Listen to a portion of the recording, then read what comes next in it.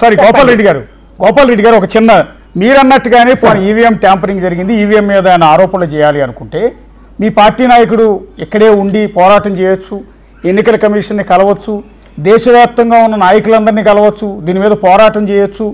అలాంటిది ఆయన నోటి వెంట నుంచి ఎక్కడా రాలా మీరు చేసిన ఆరోపణ.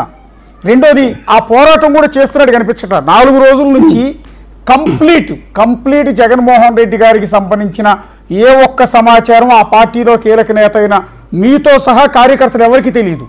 ఎందుకు ఈ సీక్రెసీ అన్నది ఇప్పుడు వచ్చినండి, అంతే. ఏం లేదు, దాని గురించి క్లారిటీ. అంతే కదండి. ఇప్పుడు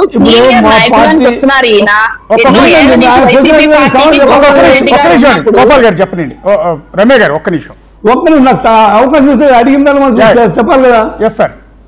ఈ రోజు వైఎస్ఆర్ కాంగ్రెస్ పార్టీ అరణ్య రోధంలో ఉంది. ఎందుకంటే ఎలక్షన్ నిర్వచన సదన్ భవన్లో చీఫ్ ఎలక్షన్ కమిషన్ కానీ వాళ్ళు మన మీనా గారు కానీ ఎవరు కూడా సహకరించలేదు. ప్రైమ్ మినిస్టర్ ఏ ఆఫీసర్లు చెప్తే ఆ ఆఫీసర్ ట్రాన్స్ఫర్ చేశారు. సంబంధం లేని ఆయన చెప్తే కూడా ట్రాన్స్ఫర్ చేసిందంటే ఎలక్షన్ కమిషన్ ఎంత ఘోరంగా ఉందో ఒకసారి లెక్కేసుకుని.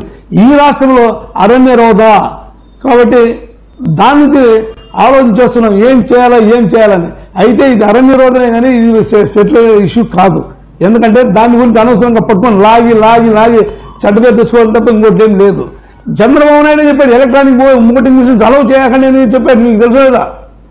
తర్వాత ప్రపంచ దిగ్గజమైనటువంటి ఎలాన్ మస్క్ అయితేనేమి, శామ్ పిట్రోల్ అయితేనేమి, తర్వాత మన ఈయన శివకుమార్ కూడా అదే మాట చెప్పాడు. మహారాష్ట్రలో పబ్లిక్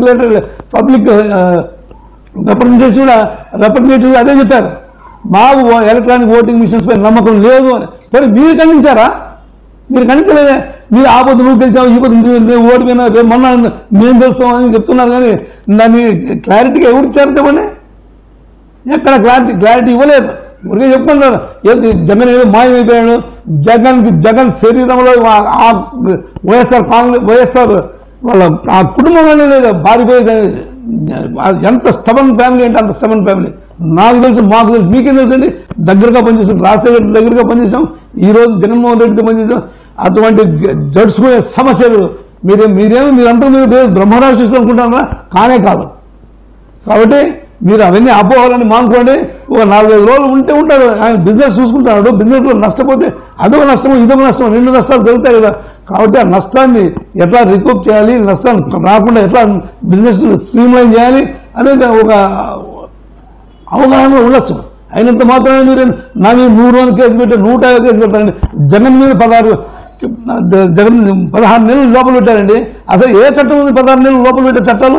100 కూలీలు చేసినా నీకు 90 రోజులే లోపల. 100 కూలీలు చేసిన 90 రోజులే. మీరు చదువుకొని చట్టాలు. అపోజిషన్ మేము ఇవ్వము అంటాను. ఏకపోతే నష్టం మాకు నష్టం మీకే. కనీసం మీకు 35-40 మంది కొత్త ఎమ్మెల్యేలు ఉన్నారు. కనీసం మీరు ట్రైనింగ్ నేర్చుకోవాలి కదా. ఎవరు చెప్తారు మీరు? అసలు గలాట్ పెడితే మార్షల్స్ వస్తారు. మార్షల్స్ వచ్చి వాళ్ళందరూ తీసుకుపోతారు. కానీ సిస్టమ్ ప్రొసీజర్ అని తెలుసుకోవాలి కదా.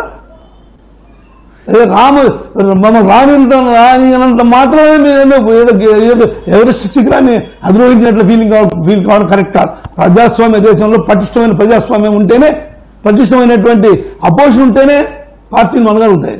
నువ్వు 5 మంది దీనిలో తమిళనాడులో 2 ఎమ్మెల్యేలు